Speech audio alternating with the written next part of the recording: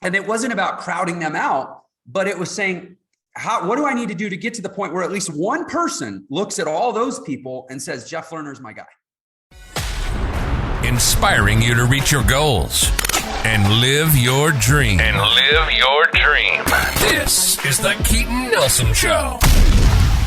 Alrighty, guys. Today I have an awesome guest on here. This guy used to be a jazz pianist, and probably still is a jazz pianist, but he turned his income to like a stream coming from entrepreneurship, and he did one hell of a job doing it. So I'm here to talk to him today.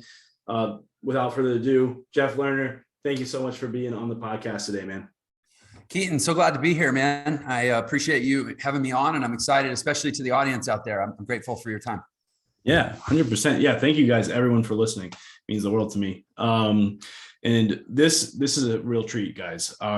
Jeff, I listened to your podcast on Bradley's show a while back, and then I heard you on Mike Dillard's, and I was like, man, this guy's the real deal. And I had a little personal connection with you. I not only am a father, I'm an entrepreneur now, but I went to school for jazz composition, and I played jazz guitar. There's my guild right there.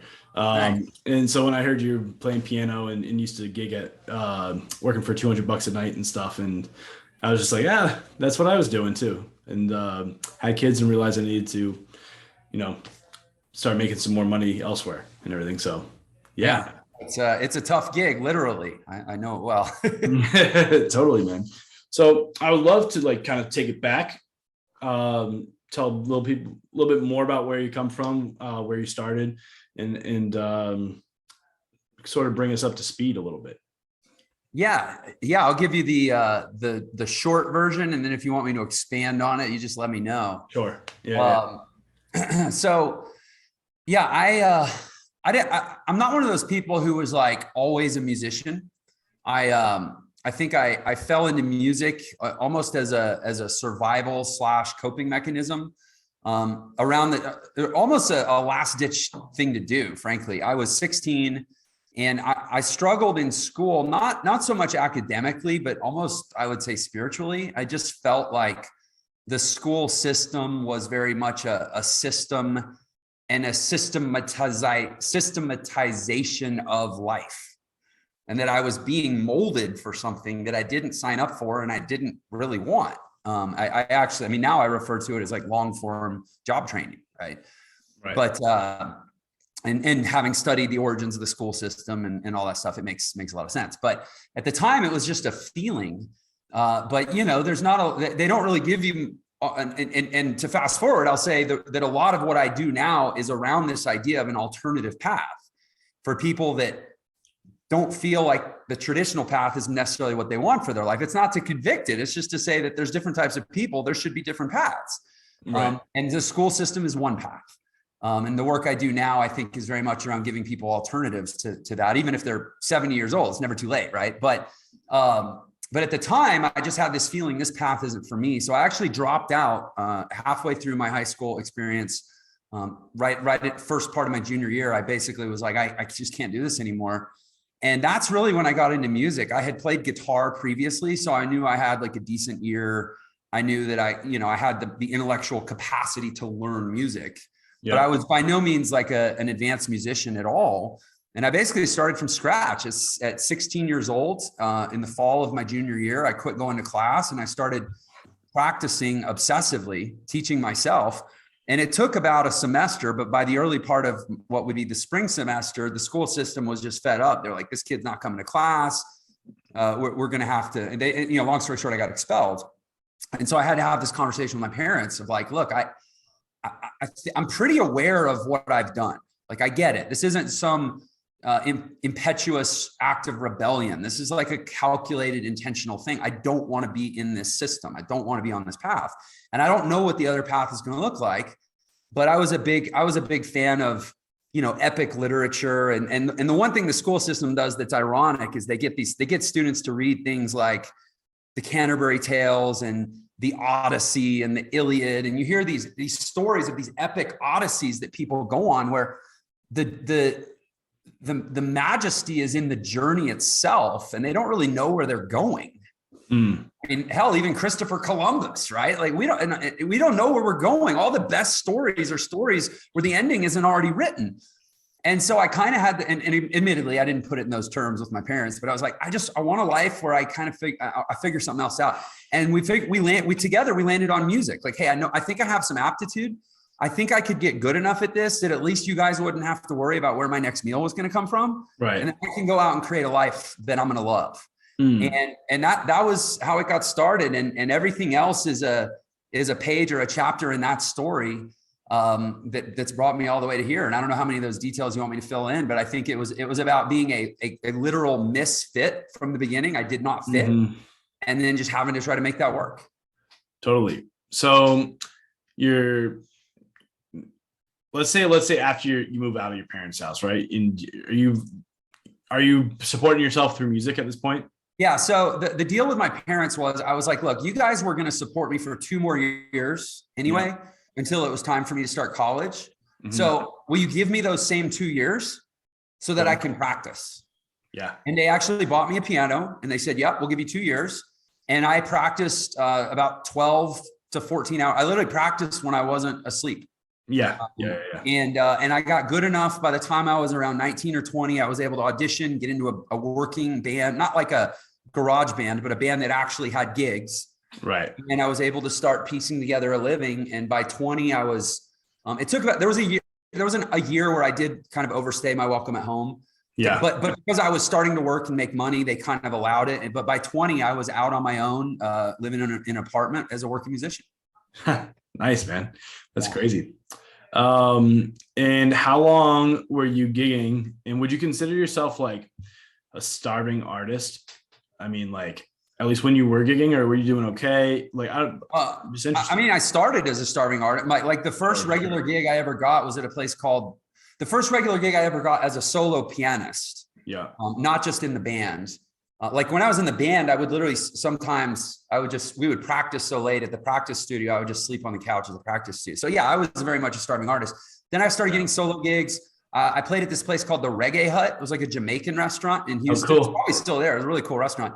And they would pay me with a plate of seasoned rice and jerk chicken, but I could go back for seconds as many times as I wanted. So I would basically eat 1 meal a day, 3 times a week. And by 1 meal, I mean, I would go back for like thirds and fourths. I was like a bear. I was trying to stuff myself for the winter. Right. Yeah. Yeah. And it got better. But I mean, I would say by the time I was like 22, I was consistently making between $40,000 and $60,000 a year as a single. Yeah. Playing music. That's not too shabby. Right. And that's counting tips. And I was calculated about it. You know, first of all, I was a pianist. So piano is probably the most lucrative instrument to play solo, because when rich people have parties in their house, a lot of times they'll hire somebody to come in and play their piano that they already have there. Yeah. I played at the mansions in Newport when I was young. Okay. Yeah. I played for, I could count them, half a dozen billionaires in Houston. And that was the other thing I did, is I focused a lot on like how not just my appearance, but my delivery overall. I wanted to be really professional. I got suits that fit well. I kept myself in shape. I kept my hair cut. I kind of went the opposite of like the hobo musician look, because I knew that to make a go of this, I needed to be able to play for rich people that would want me in their house. Right. And not think I was going to steal the silverware. So, yeah, exactly. I networked with this one booking agent. I learned a lot about sales early on. Like the reason I was able to survive reasonably comfortably as a musician for 10 years was a lot because of how I sold myself. And I got in with this one booking agency that booked the best gigs, and, did okay. That's cool. Yeah. I think that like, I mean, I was just about to say this has to tie into entrepreneurship, which we'll get into, but I also want to point out to everyone who's listening, who's not a musician, making $60K a year, 40 to 60K a year as a musician period is just challenging. Like there's tons and tons of ways to make money. Right. And we call them different vehicles, right? There's like a software business. There's a real estate. You could be a real estate investor. You could, start a marketing company, do services, laundromat, whatever. There's a bunch of different ways to make money. And some of them are easier to make money than others. I think that's just plain and simple. It's just true. So when you are starting a business, I always try to tell people, think about the vehicle you're choosing to get into, right? You're going to get into a Ferrari. You're going to get into, a Toyota Camry. There's pros and cons to both, right? And musician's like a really, really, really hard one. Yeah. Musician is that's like a Ford Pinto. Yeah. Or like trying to like row across the Atlantic on, in a rowboat, you know what I mean? It's just like insane.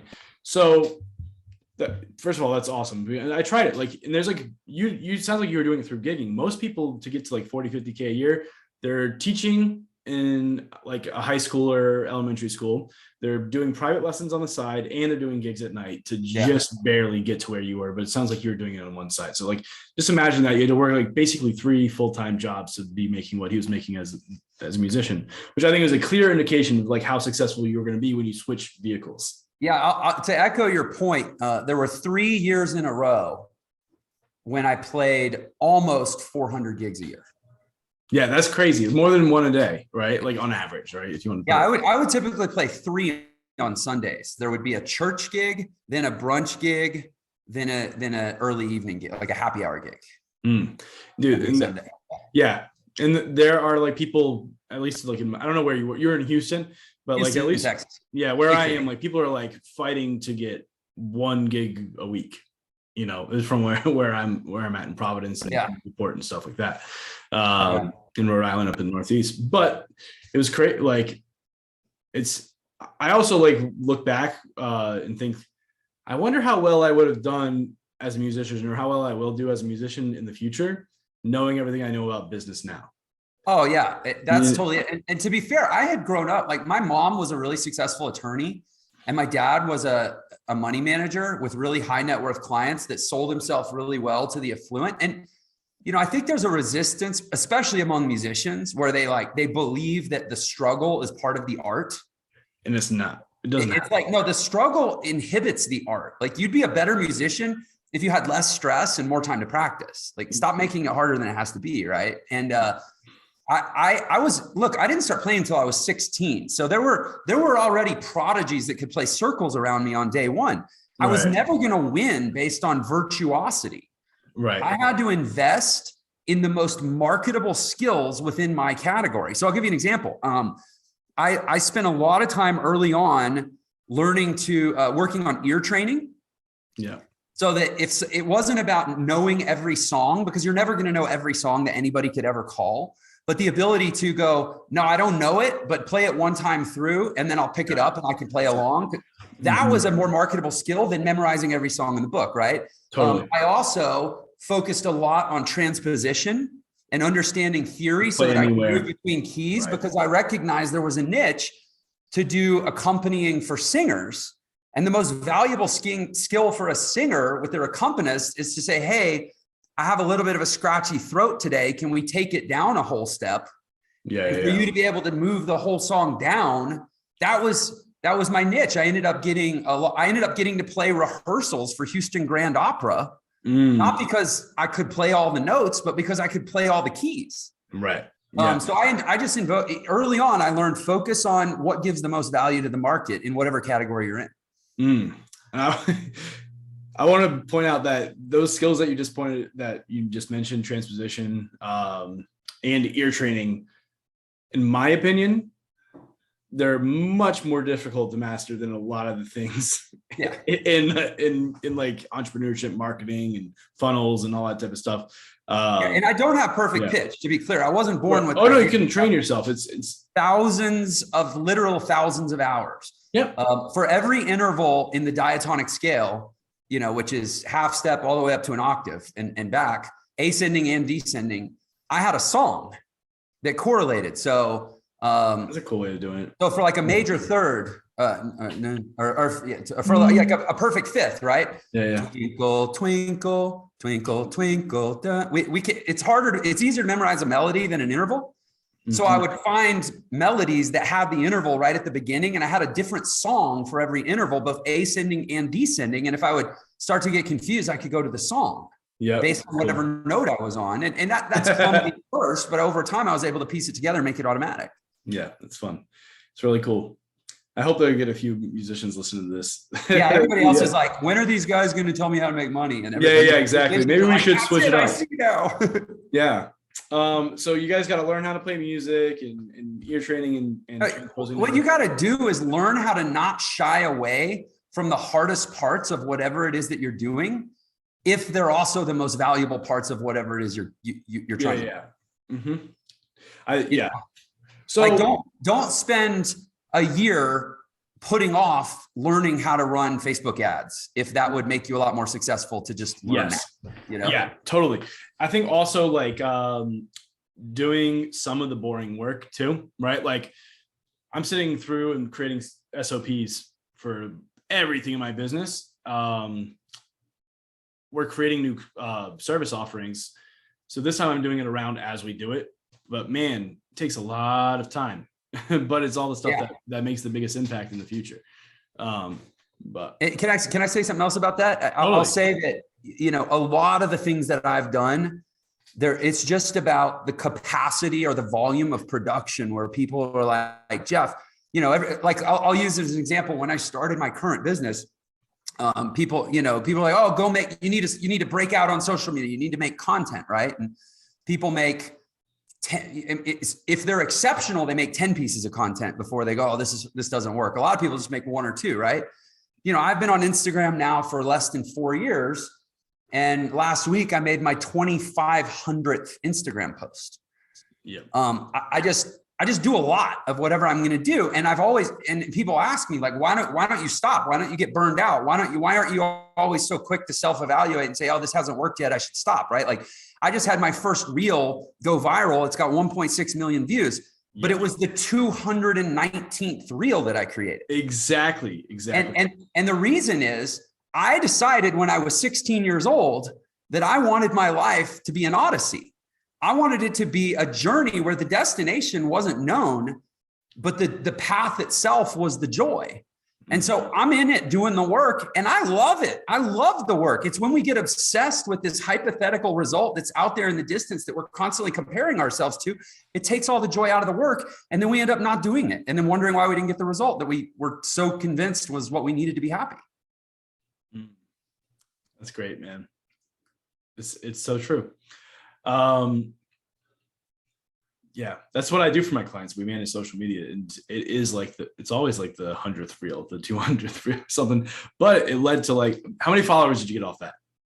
So and here's the deal. I'm so glad you asked this. I'll give you the really succinct version. But 2 years ago, when I was really trying to break out, I made a mistake. I hired a guy that I met at an event. A good guy. I still think the world of him, but he was a growth hacker. He was a social media growth hacker, and he was going to game the algorithm and somehow trick Instagram into giving you all these followers. And he just boogered up my account. Like he almost destroyed it to the point where people were telling me, yeah, Jeff, you have 150,000 followers, but you're only getting 20 likes on a post. And they were telling me I just needed to wipe it and start a new account.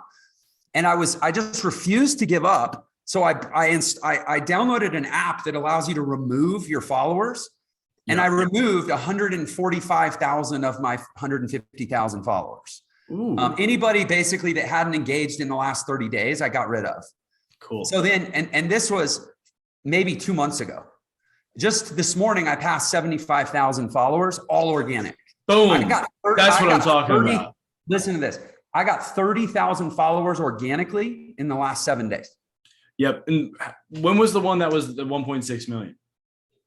Views. That it was 2 months ago. That's what kicked off. Kicked it off. Finally broke. And then it starts. Exactly. That's what I see. After 2,400 posts in 3 years. Now I gain 5,000 or 6,000 followers a day. It's ridiculous, but it took 3.5 years. That's it. That's awesome, man. Good. That's good for you. It's volume. It's volume. So let's give some value to our client. By the way, that is valuable. I'm not discarding it, but I want to be like, all right, so Jeff, how, put it in perspective, how much money is your business generating, let's say a month or a year or something? Let's put this in perspective for people, if that's an okay question to ask. Yeah, I mean, it's fine. We pride ourselves on radical transparency. We're at about a 55 flirting, depending how it goes this month, flirting with $60 million a year run rate right now. Woo! And our goal is to be at 100 million run rate by probably Q2 of next year. That's badass. Okay. So how the hell did you get there? Just a lot of getting my ass kicked and kicking whatever was in front of me back. I mean, it's funny. Like I totally get as a podcast host, you're like, I want this. Every episode needs to have the golden nugget that they take away, and we're going to keep probing and try to get there. Right. Yeah. I'm with you, man. Like I'll go as deep and tactical as we can. Yeah. But the reality is I already shared the secret. It's just not the secret people want to hear. No, right? You're right, dude. You're absolutely right. But it's whoever does, I said this the other day, whoever does the most best work for the longest wins. Yes, 100%. But here's the deal is it's the 1% of people will go and do the work. You probably less than 1%, but let's say it is 1%. When I heard your Mike Dillard podcast, I found it, like I said, after I listened to Bradley's podcast, where you told a lot of this stuff and it was good, but I was already the person who was doing the work. So I went and searched a little bit further. And my Mike Dillard ones, that's when you talked about recording a live every single day and putting $100 a day behind it. Yeah.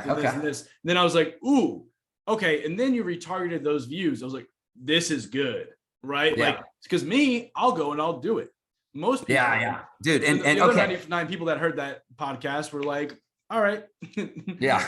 And why didn't this work for me? Oh, because you didn't do the work. Yeah. Okay. No, I love it. So yeah, let me sort of restate exactly what I did, because I mean, right now we have one of the probably most unique unicorn business stories in the world. And I'm only hesitating a little bit as I say that, because I feel like give us 2 more years.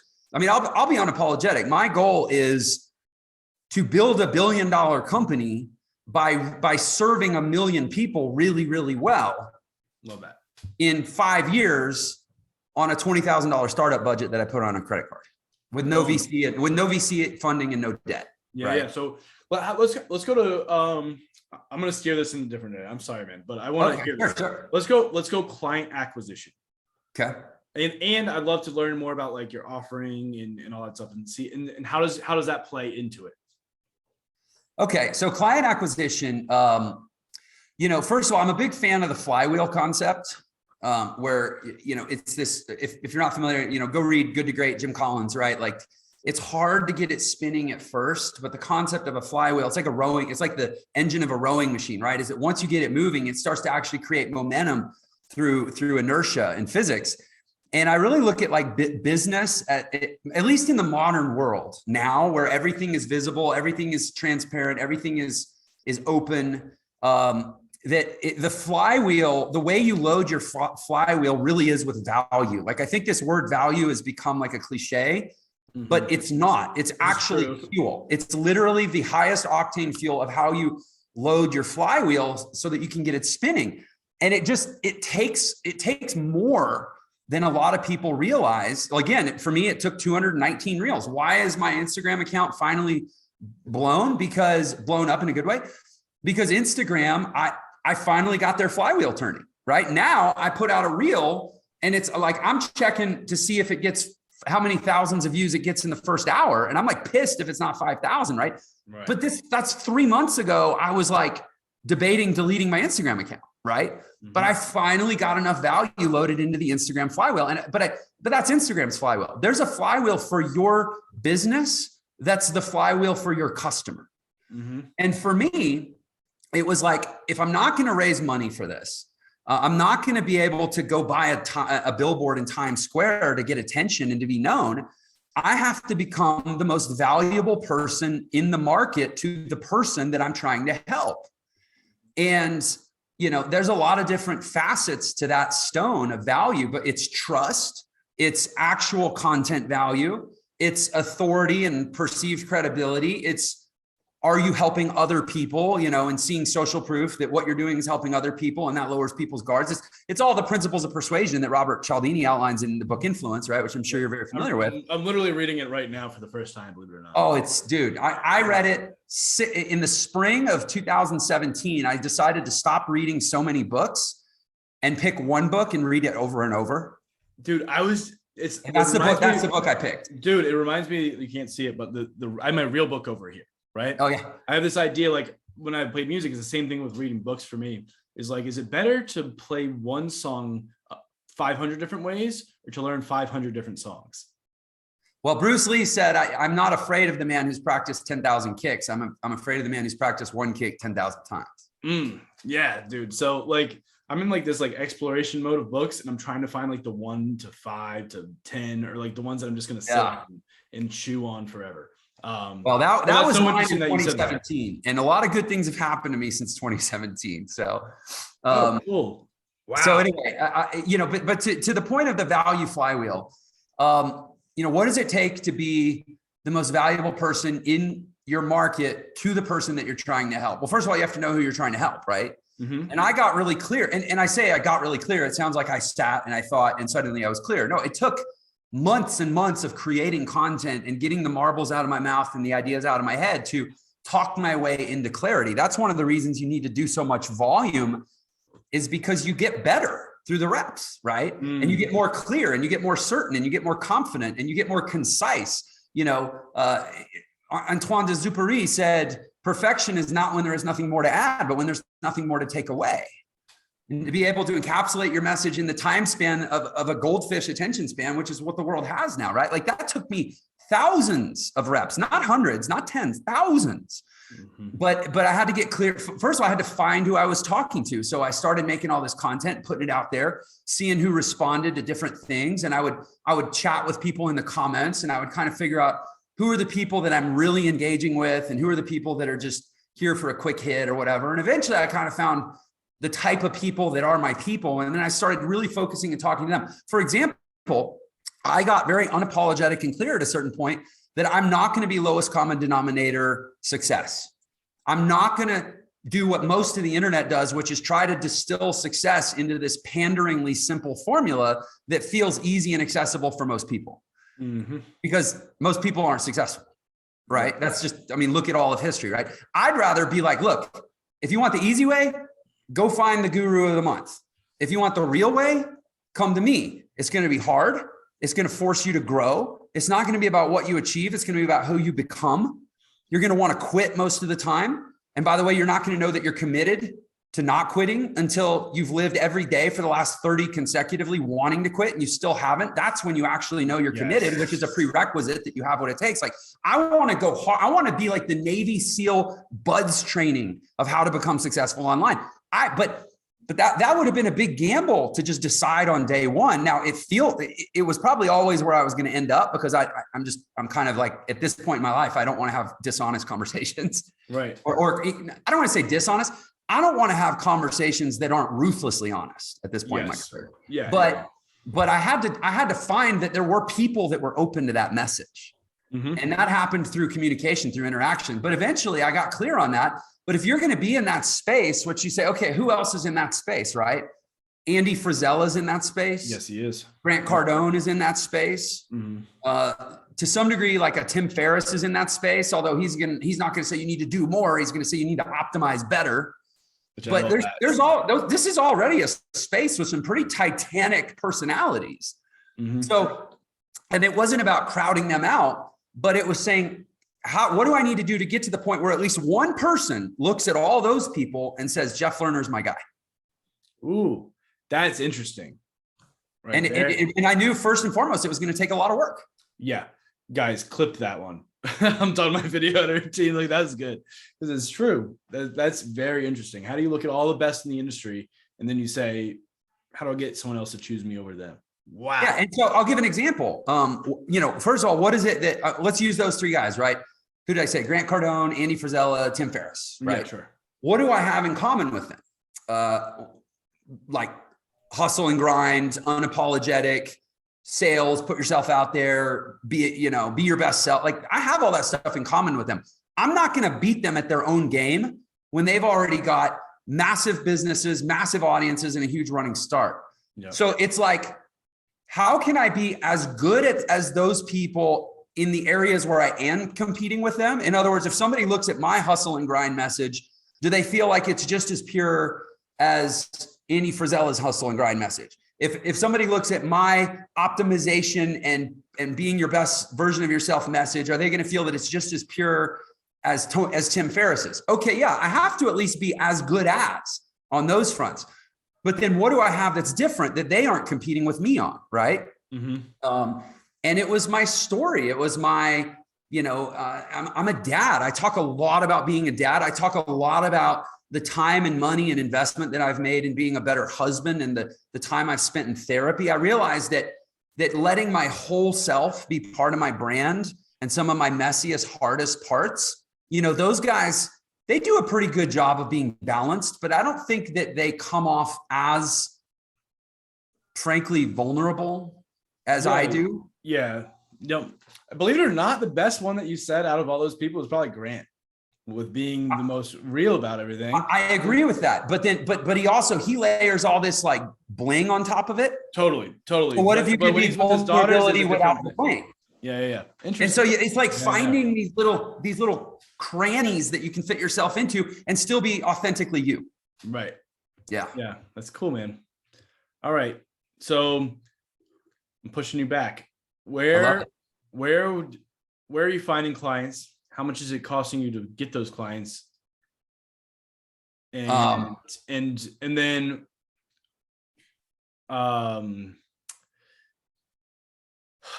to explain this. So basically here's the thing. If you're going to start without a lot of money, if anyone's going to start a business without a lot of money, they need to figure out how to get clients cheaper than you're charging the clients and what it costs to fill on those clients. So if you could go into like that, I would love for people to catch on to.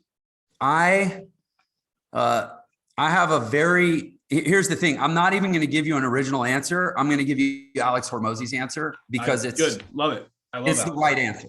I wanted to point out when it comes to his value equation when you're talking about that. Yeah. Oh yeah. I'm a big fan, and I've been fortunate to actually become friends with him recently. And he's like, I actually call him my friendversary. He's the guy that I get better by competing with in my own mind. Totally. Michael Jordan used to make up enemies for games, but it's like love for all, right? But anyway, so yes, we can definitely talk about his value equation. But I love what he says about how everybody is trying to compete on the marketing side. They're trying to have better marketing than the next guy. What about just having a better product? Yes. Like if you can make one sale of your product and you can completely blow that person's mind and transform their life and over deliver on the result that they came for and completely send their skepticism packing. Like every customer you get over the internet is a skeptical customer, right? They're like waiting for you to prove them right, that they're going to be disappointed. Yes. And when you don't, and you keep delivering and you keep giving more than you're asking for in return, and eventually they've got the result and they haven't even paid you as much as they thought they were going to have to get the result. And you're still giving more and more. And eventually it's not so much the result that you got for them. It's the relief that you gave them that they don't have to feel like a cynic anymore. You've given them permission to be an optimist again. Yeah. They will go tell their friends. And by the way, as soon as people are talking, this is the secret. Yeah, as soon as people are talking, your customer acquisition cost gets cut in half for every referral. This is it. Yep. That I went out and door knocked with a flyer that I printed out to get my first client. I've never had to go and look for another client since. I believe it. If you do great work. Yeah, that's it. It's unreal. And I have a book, and forgive me, I'd be remiss to not say this, but today, 4 weeks from today, I have a book coming out. It's available on wherever books are sold. Beautiful. It'll probably be out when this is out, by the way. So, okay. Awesome. Yeah. August 2nd is the release date. But in the book, there's a section called the perception paralysis loop, where I break down this loop that it's a sort of like an unpacking of imposter syndrome, where we're like, I can't do the thing because I haven't done the thing. But because I'm not doing the thing, then I will never have done the thing to believe that I can do the thing, right? Yeah. So our perception of ourselves paralyzes us, right? And it's a loop. So I really break it down. And what I ultimately encourage somebody to do, let's say you've never gotten a client before, or you've never delivered a service or product before, but first of all, you have to believe in your ability to do it, and you have to believe in your intention to do it, right? But assuming that, and I actually script it in the book, there's a pitch you can go give the market that says, look, I'm not going to tell you that I'm the most experienced provider of this or that. In fact, I'm going to tell you that I'm the opposite. And that's a great opportunity for you. And here's why. Anybody else that's been there, done that 1,000 times, they've already got 50 clients, and you're going to be client number 51. For me, I just quit my job, Or I just told my spouse, hey, I'm going to go start this new business and I've been spending 5 years getting ready to do this. And now I'm betting my whole life on this. I'm putting all my eggs in one basket. And if you sign up with me today, you are the basket in which I have put all my eggs. My entire life depends on my ability not only to deliver what you're expecting, but to so over deliver it that the next time I have to go run ads to acquire a customer, I can use you as a testimonial. So who would you rather be with? Would you rather be the experienced guy's 51st client? Or would you rather be my entire world, where I'm not only proving my service to you, I'm proving my life choice to my spouse by how I take care of you. Yeah. Just own it. And you're not going to win everybody with that, because there's going to be some corporate guy who's got to cover his butt. And he's like, I can't sign up with the new person. I got to sign up with the established person, or my boss might get mad at me. But you're going to find the client who's right for you with that message, and that you can really build something amazing with. Yes, you will. And like, there's a lot of entrepreneurs who have been where you are in that moment too. That people resonate. That's the power of vulnerability. Yep, totally. So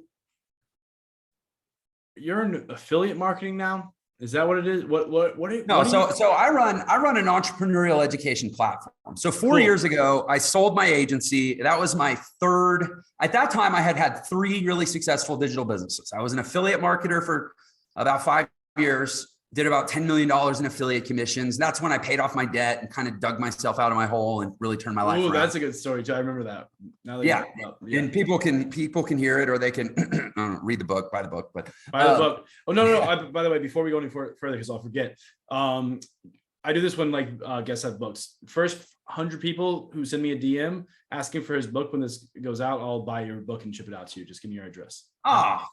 Gratitude, man. That's the flywheel right there, man. Over delivering value. Dude, I'm not doing this for me. Like, I'm not making it Yeah, no, let's be clear to your audience. Don't ever start a podcast for money. Oh, dude. No. I get nothing. No, I mean, other than amazing, opportunities to talk to people like Jeff. But, yeah. But do start it for networking. You nailed it right there. I mean, you're now part of my network and vice versa. Listen, I'll tell you this. When this comes out, I encourage somebody to go check the rankings on Amazon and see where my book ranks. I mean, I have a pretty unapologetic goal to be a national bestseller in the business category with my book. I'm trying to be a bestseller in both business and personal development, or self-development. And when that happens, it's going to be because I've had a podcast for the last 2 years, and I've made a couple hundred really awesome friends that are helping me push the book. That's awesome, man. So that's a case study in podcasting. But anyway, to the point, I did affiliate marketing. I had a digital agency for 6 years that did really well. And I also had a knowledge-based direct sales company that I started. It was kind of a side project that took off. It got to about $1 million a month. It actually blew up. Pretty cool. Yeah. For a part-time side thing. But anyway, a direct sales thing is pretty I've never dipped my toes in it. So it's interesting. And it was selling education products. It was education and personal development products. So anyway, 2018, I had shut my direct sales company down because, by the way, do as I say, not as I do. Don't ever start a direct sales company. It always turns into a mess. But it was great education product. In fact, a lot of the core education from that company I still use now in Entre. That's when I developed a lot of the frameworks and stuff. But just sell it yourself. Don't use affiliate based distribution. Well, actually, I'm not trying to get too technical. I like affiliate marketing. I just don't like direct sales. Okay. But anyway, I had been an affiliate marketer. I had an agency. I'd had a direct sales company. I wound down the affiliate marketing business. I exited, or I shut down the direct sales company, and I sold my agency. So in the fall of 2018, I had a clear plate for the first time since I was a kid. And I actually had money, and I was I was 39, and I was actually considering semi-retirement with just consulting on the side or something. And instead I was like, no, you know what? I looked around at the world and I saw, man, this isn't, in a way, it's not fair. The high school dropout, broke musician who failed at 11 different businesses is 39 years old and basically ready to retire. And literally my neighbors are hardworking, upper middle class people that are grinding, and I actually already know, I've looked at the data, they're not going to be able to retire when they're 65. So it was like, instead of just hanging it up and playing, fly fishing for the rest of my life or playing golf, why don't I go teach the world how I've done what I've done and what it is that I've done? And that's when I started putting all this content out, trying to load that flywheel. And for a year, I just put out content. But then in summer 2019, I created our first course called the EntreBlueprint. It's a basic blueprint for becoming an entrepreneur in the modern world. And that was the launching point of Entre, was July 22nd, 2019, which at the time we're recording this is almost 3 years. And like I said, we're already at almost a $60 million a year run rate. It's just taken off, dude, because the world is so hungry for this alternative path. Every time I turn on the news, it's telling me why my business is blowing up, because the mainstream path is letting everybody down. That's I want to also give you a little credit here. Probably wouldn't be doing so good if it wasn't a great product. Oh, from day one, I sold EntreBlueprint for $39. And I said, and I surveyed my people after they went through the course. And I said, would you have paid $1,000 for this course? And if I didn't get at least a good solid number of yeses, I knew I needed to make it better. Yeah, exactly. That's it. So who needs Entre? I know you say like everyone, but you already know that there's a specific person who needs this, and who does it help the most? Yeah, I'll tell you what we're great at. And we have plans to be great at other things too. We have now that we have a 150 person team, you can do a lot with a big team, right? Like we have a whole roadmap for the next 5 years, but fundamentally who we are incredible at serving is me 20 years ago. And I don't mean by an age, I mean a place in life, a person who has this feeling that there's this other life, this other path, this other direction they want to go, and they want to find themselves along the way and create a life where they have more control, more freedom, more autonomy, probably more money. But ultimately it's really about more freedom. Money's just, a stepping stone to freedom, right? More time freedom, location freedom, like whatever, but they don't. So essentially they're like, I want the fruits of being a successful entrepreneur, but I haven't taken the leap because entrepreneurship is historically, or at least the perception is that it's too risky. It's irresponsibly risky. And so what we've done is we've organized the best paths in the world to go be a successful entrepreneur without having to take all the typical risks of being a startup entrepreneur. And that's who this person's for. Is like, I want the life that being an entrepreneur could provide me, but I've hesitated because I haven't wanted to take all the risk that I perceive that direction to have. Now, so let me be crystal clear. I'm not saying there's no risk. All business has risk. And there's actually two parts to the risk. There's market risk and there's self risk. We can't guarantee how the market's going to respond to whatever you do, but I can't even guarantee for anyone that you're going to develop yourself to the place where you're the person that the market should be responding to. Right. So there's still a lot that goes into it. Yeah. You'll never outperform your own self-image. You know what I mean? Right. Yeah. And honestly, you'll never outperform your training. I think it's in Atomic Habits. People don't rise to the occasion. They fall to the level of their training. Yep. Yes. So we're going to do a lot of work on you. And that's one of the things that people are really kind of blown away with inside of Entre is it is unabashedly as much a personal development company as it is an entrepreneurial training platform. Like we approach entrepreneurship as the crucible in which you develop yourself and your business at the same time. And I also want to just point out, like, everyone who's listening to this podcast are already at like a higher, highly likelihood to succeed, because most people won't even do this. They won't even listen to this in their car. You know what I mean? Yeah, they won't even put on this YouTube video and try and better themselves in any way, shape. And by the way, the more you're already into personal growth, the more you would love Entre, because you're just already gonna be eating some of the cooking, so to speak. That's it. Let me actually share this though. Sure. And this isn't a plug for Entre. This is literally just, you can go learn all this for free on my YouTube channel. Like, Entre, I really believe in like information being free and transformation, support, interaction. Like that's what you go pay for, right? Like if you want to do this stuff with Entre, great, come on in. We'd love to have you. But I give it all away. The fundamentals I give away for free on my YouTube channel, and I'll give it away right here. But what we've organized is something we call entrepreneurial life design. which is essentially a life operating system that's designed around entrepreneurs to create the most kick-ass quality of life possible while still scaling amazing businesses. And there's a whole framework, and literally it's like, my goal is to remove choice and decision from the present so that you can focus on what you're building, focus out in the future without, like, you can't look at the horizon and look at your feet at the same time. Right. If you're going to keep your eyes on the horizon and keep focused on the goal, which is the surest way to walk a straight line, we've got to go ahead and move the obstacles out of the way so that you can keep putting one foot in front of the other. And our life operating system gives you an entire framework to organize and structure your life around so that you always know at every second that you're doing exactly the most productive and intentional thing that you could be doing so that you can stay focused on your mission and not have to worry about the chaos around. That's actually kind of what makes us special. Yeah, that's really cool. That's really cool. I find that in my business all the time. You're getting dragged into the day-to-day and taken away from the vision all the time. Yeah, and the day-to-day is still going to happen. You just got to have already built the processes and systems for handling it so that it never throws you off your game. That's it. Awesome, man. Cool. So before we wrap everything up, I got a few questions I asked all my guests, right? Number one, I'll start simple. Other than your book, what's one book everyone should read? You're going to say, we actually already talked about Influence. Oh. Yeah. Interesting.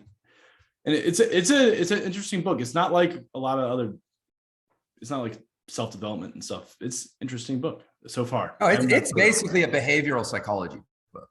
Yeah. And it talks of, it's like almost dumbs us down to animals and how we have instincts and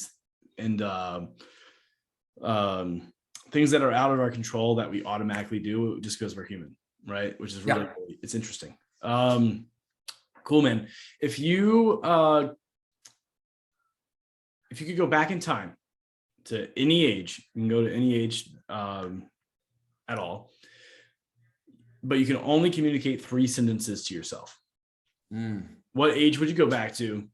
What are the 3 sentences? And I'm really strict about it. You can't pay this and is 3 sentences.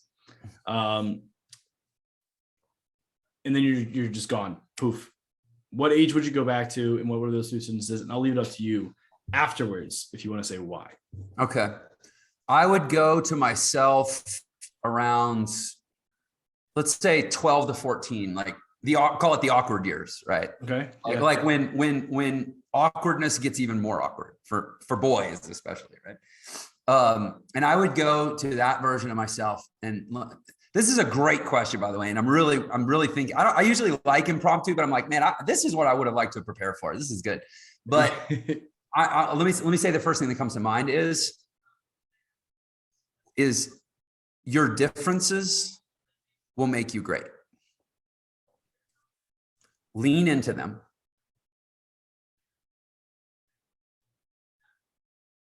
Don't apologize for not fitting in. I might, if I had more time to craft it, I might redo it, but that was 3 sentences. We'll just have to have you back on.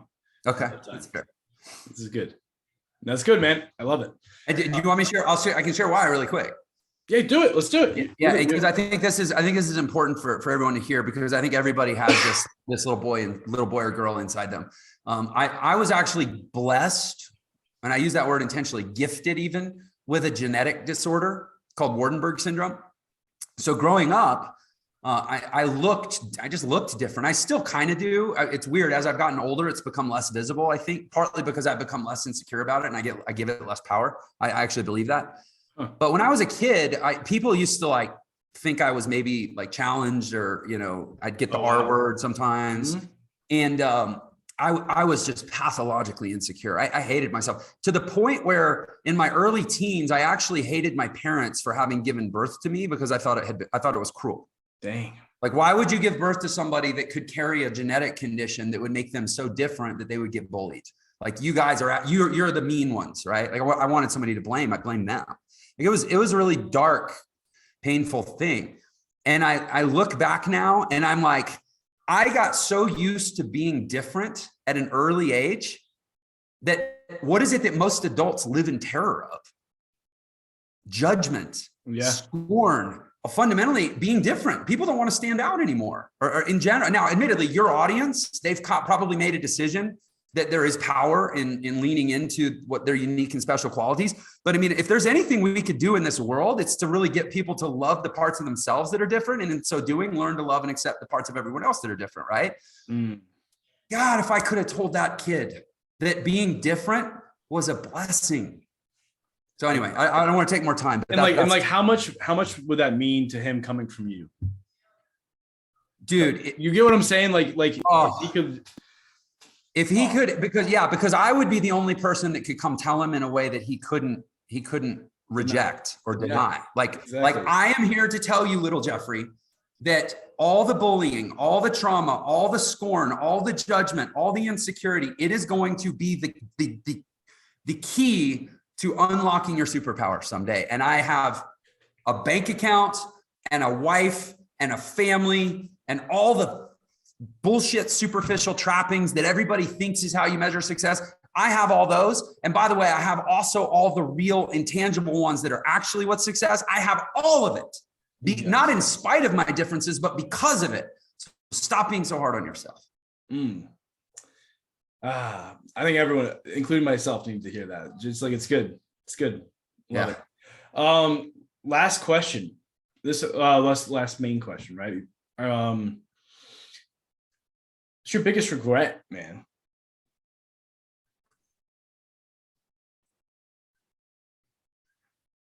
I'm gonna give you the honest answer that I've never told anyone but my wife, because you just happened to ask the question a day after I was really thinking about the answer. Oh man.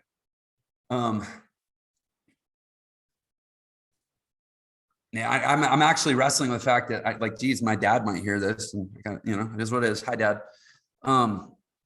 My mom passed away about 2 years ago, and I was an only child. I was her only boy growing up, and we were linked not only, I think, as a mother-son. We were also linked. We shared the genetic disorder. She had a hard time growing up because of it too. We were linked. I think we were linked in a lot of ways. We both had a lot of emotional and personality similarities. And at some point about 10 years, sometime in the last 10 or 15 years, our relationship changed. And she kind of put a wall up, and I never really knew why. And I have this feeling that she never really told my dad about it, because I think she was such a conscientious person. She wouldn't have wanted to change the way he saw me, but there was something either that I did or became, or that she, or maybe I'm personalizing it like we do. Maybe it was just completely something that happened with her, but for some reason, some wall came up in my relationship with my mom in the last maybe 10 or 15 years. And she died 2 years ago. And I never, and when she died, she wrote this big letter to her whole family. And I remember after she passed, I was going through her things, and I kept thinking I was going to find a letter to me. I was her only son, and I never did.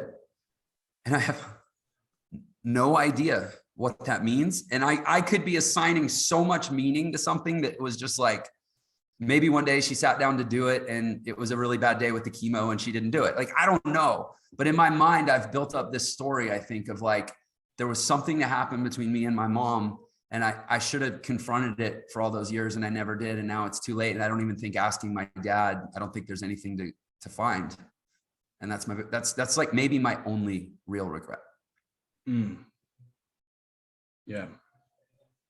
Thank you for sharing. Thank you for being vulnerable enough to share that. I know that that's not easy.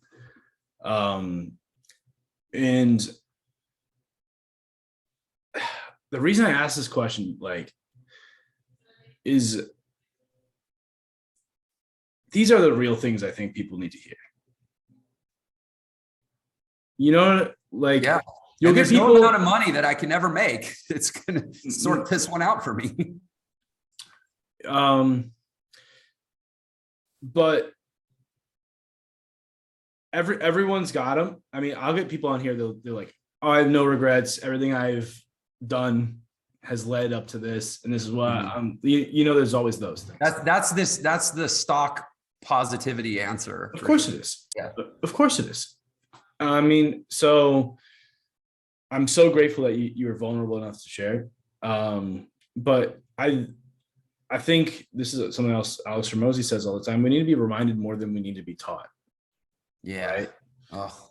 You know, we got to be like, I need to be reminded more that extra 2 or 3 hours in the evening of the work that I'm going to get done because I'm behind, that is way less important than the 2 or 3 hours I could spend with my daughter or with my son. You know what I mean? I'm getting choked up talking about this stuff because that's the stuff that matters.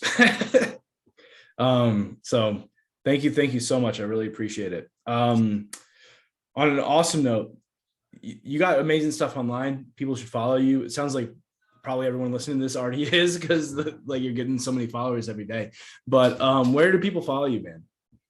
Well, it's a big world, and there's a lot, and I don't care who you are, what level you're at, there's a lot more impact to have, and a lot more people to meet. So I'm grateful to anybody that chooses to follow me.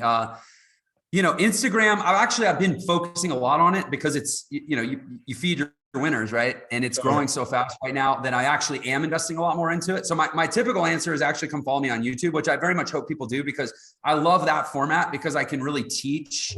I can get to I love teaching, and you can go a lot deeper on YouTube with stuff than other platforms. Right.